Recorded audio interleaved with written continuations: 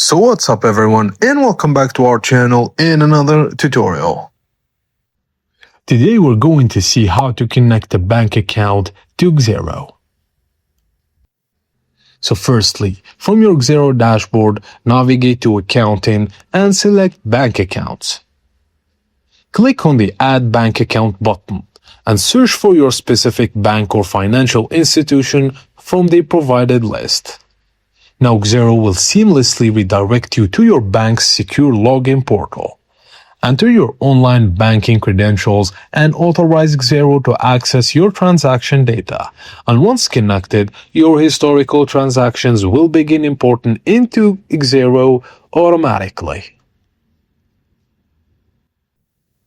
And that's it guys, as simple as that. Thank you for watching, and please don't forget to like the video and subscribe to our channel for more tips and tricks like this. And drop a comment down below letting us know what to cover next. And I will see you on the next video.